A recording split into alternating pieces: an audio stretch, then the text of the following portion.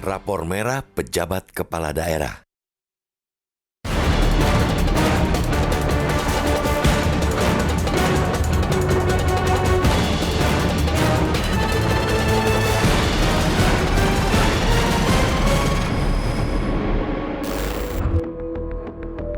Temuan Inspektorat Jenderal Kementerian Dalam Negeri yang baru saja dirilis benar-benar mencengangkan.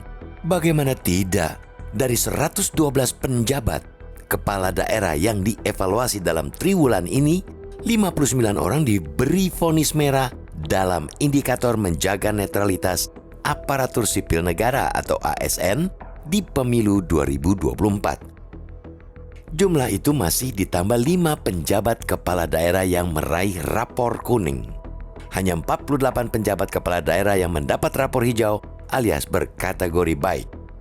Dari evaluasi itu, separuh lebih penjabat kepala daerah divonis tidak netral alias sudah berpihak kepada calon tertentu dalam pemilu 2024. Dari rapor itu pula, integritas mereka, baik sebagai penjabat kepala daerah maupun sebagai ASN, jelas jauh di bawah standar dalam menjalankan pemerintahan. Padahal mereka ialah para pejabat pilihan dari eselon 1 untuk gubernur dan 2 untuk bupati wali kota.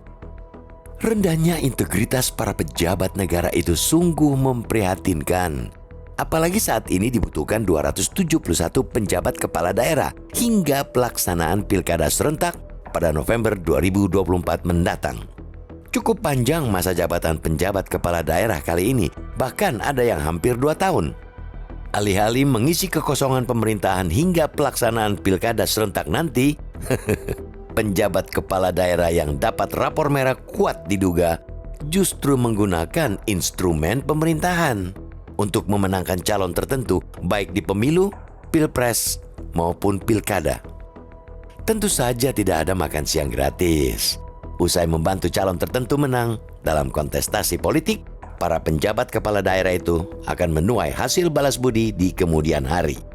Jika masih duduk di bangku sekolah, mudah ditebak tipikal anak-anak yang dapat rapor merah. Mereka biasanya anak bengal, sering membolos atau gagal dalam ujian. Namun jika di pemerintahan, entah apa tipikal para pejabat yang dapat rapor merah itu. Mereka jelas bukan lagi anak-anak yang masih harus terus diberi bimbingan dan nasihat agar berkelakuan baik. Mereka jelas para pejabat yang sudah banyak mengenyam pengalaman dan pendidikan tinggi. Rapor itu sekaligus sebagai potret integritas pejabat negara yang condong terhadap godaan kekuasaan.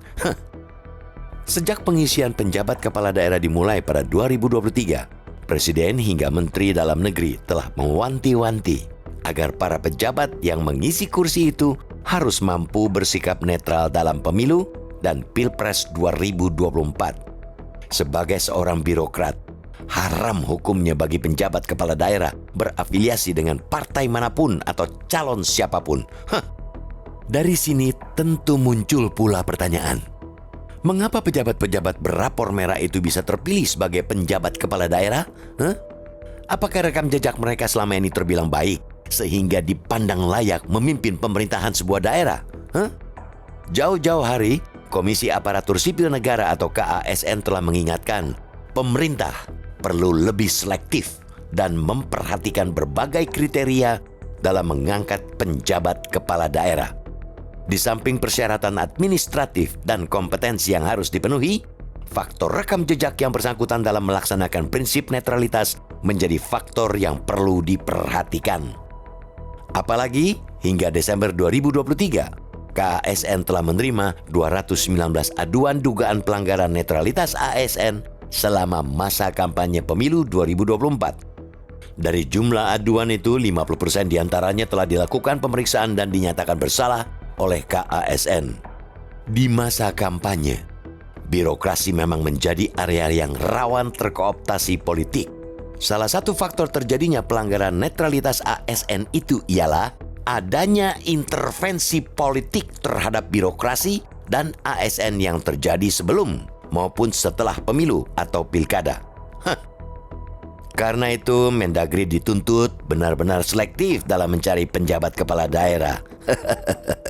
Tidak sulit tentunya, karena berdasarkan data Kemendagri, ada 622 eselon 1 yang bisa jadi penjabat gubernur dan 4.626 eselon 2 yang bisa jadi penjabat bupati atau wali kota.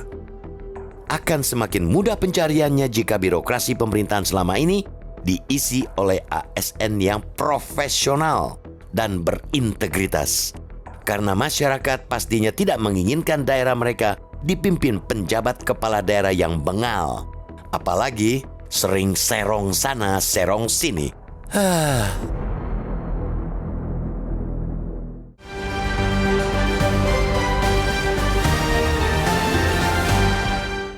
Jelajahi cara baru mendapatkan informasi. Download Metro TV Extend sekarang.